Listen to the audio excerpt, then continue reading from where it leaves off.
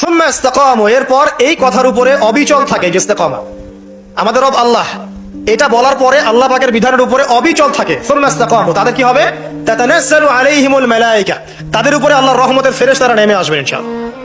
রহমতের ফেরেশতা নেমে আসবেন, তাতানাজ্জালু আলাইহিমুল মালায়েকা, এবং তারা বলবেন আল্লা তাখাফু ওয়া লা তাহজানু, হে মুমিন মুসলিমরা, তোমরা দুশ্চিন্তা করো না, তোমরা ভয় করো না। নাহনু আউলিয়াউকুম ফিল হায়াতিদ দুনিয়া ওয়া ফিল আখিরাহ, আমরা যারা আল্লাহর ফেরেশতা আছি, আমরা দুনিয়া এবং আখিরাতে তোমাদের বন্ধু হয়ে গেলাম।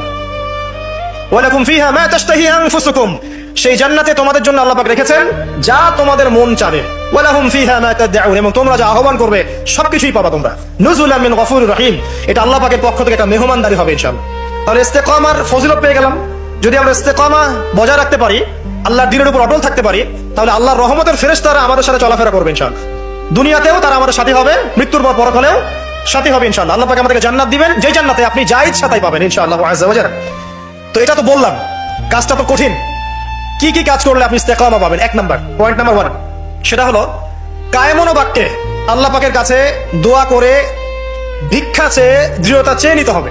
কায়মন বাক্যে আল্লাহর কাছে দোয়া করে, তওবা করে, ইস্তেগফার করে ইস্তেকামা দৃঢ়তা চাইতে হবে, দোয়া করতে হবে। এই দোয়াটা সবচেয়ে সেরা দোয়া কোনটা? যেটা আমরা নামাজে করি। কি বলি? ইহদিনাস সিরাতাল মুস্তাকিম সিরাতাল লাযিনা আনআমতা আলাইহিম গায়রিল মাগদুবি আলাইহিম ওয়ালাদ দালিন। আল্লাহ আমাদেরকে সরল পথ প্রদর্শন করুন, একদম সোজা রাস্তা। কোন পথ? যে পথে আপনি পরিচালিত করেছেন কাদেরকে?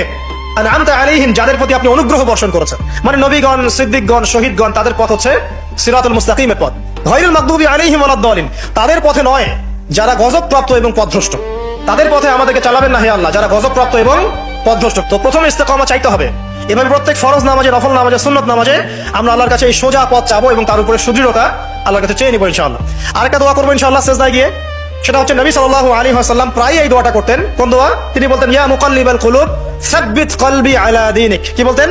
আমার সাথে বলেন, ইয়া মুকাল্লিবাল কুলুব সাব্বিত কলবি আলা দীনিক।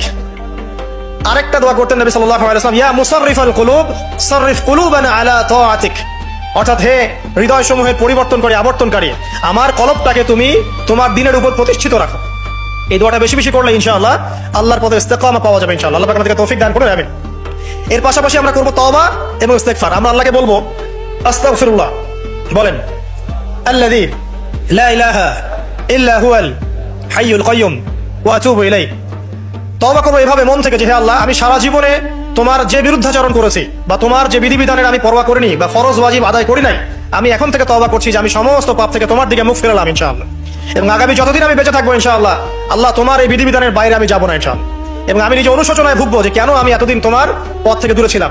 ইনশাআল্লাহ যদি আপনার মন থেকে তওবা বের হয়ে আসে, আল্লাহ রাব্বুল আলামিন আপনার সমস্ত গুনাহকে নেকি দিয়ে পরিবর্তন করে দিবেন ইনশাআল্লাহ।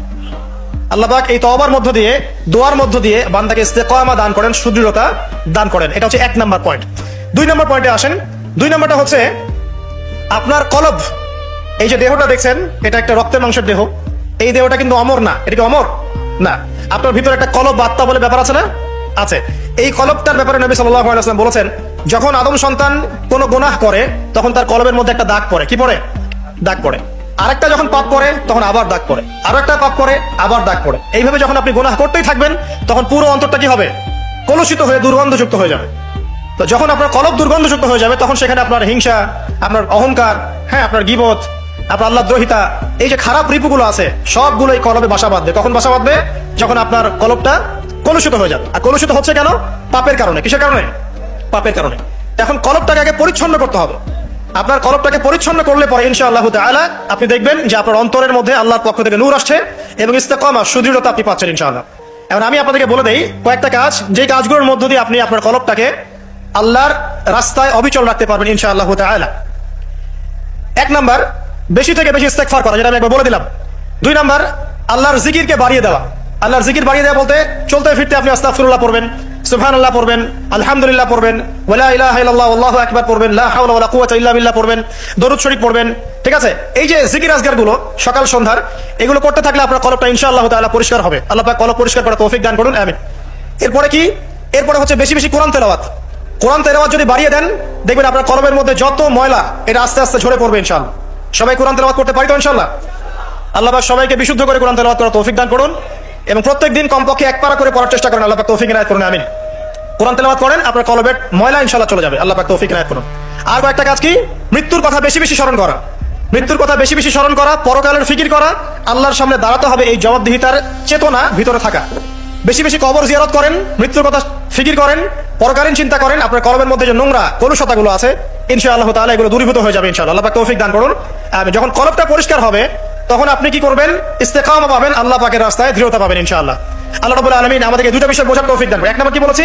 দোয়া, তওবা, ইস্তেগফারের মধ্য দিয়ে আল্লাহর কাছে চেয়ে নেওয়া, তারপর নিজের কলবটাকে কি করা? পরিচ্ছন্ন করা। তারপরে কি? তারপরে হচ্ছে কোরআন তেলাওয়াত। বেশি বেশি কোরআন তেলাওয়াত করলে আল্লাহর সাথে আপনি কথোপকথন করতে পারছেন। যে যত বেশি কোরআন তেলাওয়াত বাড়িয়ে দিবে ইনশাআল্লাহ তাআলা তার অন্তর তত পরিচ্ছন্ন হবে, আল্লাহর পথে ইস্তেকামা থাকতে পারবে। এরপরে যে কাজটা সেটা হলো রাসূলুল্লাহ সাল্লাল্লাহু আলাইহি ওয়াসাল্লামের সুন্নতের উপর আমল করা। কি করা ভাই? রাসূলের সুন্নতের উপরে আমল করা। সারা দিন রাত নবী সাল্লাল্লাহু আলাইহি ওয়াসাল্লামের যে সুন্নাহগুলো আছে এইগুলোর উপর যদি আমল করতে পারেন ইনশাআল্লাহ তখন আপনি আল্লাহর পথে চলার ক্ষেত্রে ইস্তেকামা পাবেন ইনশাআল্লাহ আযজা ওয়া জাল। এরপরে আমর বিল মারুফ এবং নাহি আনিল মুনকারের কাজ করা, মানে দিনকে কেন্দ্র করে সৎ কাজের আদেশ করবেন, অসৎ কাজে নিষেধ করবেন। যতটুকু পারেন আপনাকে আল্লাহ পাক যতটুকু ইলম কালাম দিয়েছেন এটা দিয়েই আপনি সৎ কাজের আদেশ করবেন, অসৎ কাজে কি করবেন? নিষেধ করবেন। ইনশাআল্লাহ দেখবেন আপনি আল্লাহর পথে ইস্তেকামা পাচ্ছেন। আর কি? আর হচ্ছে নামাজ, 5 ওয়াক্ত নামাজ, এর মধ্য দিয়ে আপনি আল্লাহকে পাবেন। ওয়াস্তাঈনু বিস-সাবরি ওয়াস-সালাহ, আল্লাহ পাক বলেছেন আল্লাহকে ডাকো এবং চাও কিভাবে? সবরের সাথে এবং সালাতের মধ্য দিয়ে। যত নামাজ বাড়িয়ে দিবেন, জামাতে পাবন্দি করবেন, নফল বাড়িয়ে দিবেন, সুন্নত বাড়িয়ে দিবেন, আল্লাহ পাক ইনশাআল্লাহ আপনাকে দিনের পথে চলার ক্ষেত্রে ইস্তেকামা দান করবেন ইনশাআল্লাহ। আরেকটা বিষয় বলে সামনের দিকে যাই, সেটা হলো দিনের ইলম অর্জন এবং প্রচার প্রসার। আপনি যত বেশি দিনের জ্ঞান অর্জন করবেন এবং প্রচার প্রসার ঘটাবেন ইনশাআল্লাহ তাআলা আপনার কলবের মধ্যে ইসলামের প্রতি ইস্তেকামা আসবে ইনশাআল্লাহ। এখন কয়েকটা বিষয় বলে শেষ করি যে কি কি কাজ করলে আপনি, কি কি কাজ না করলে আপনি ইস্তেকামা পাচ্ছেন।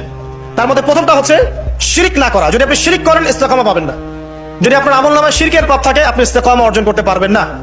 আর আমরা বারবার বলেছি যে মুসলিমরা এখন কথায় শিরক করছে, কাজে শিরক করছে, এবং মুসলিমরা এখন আকীদার মধ্যেও শিরক করছে।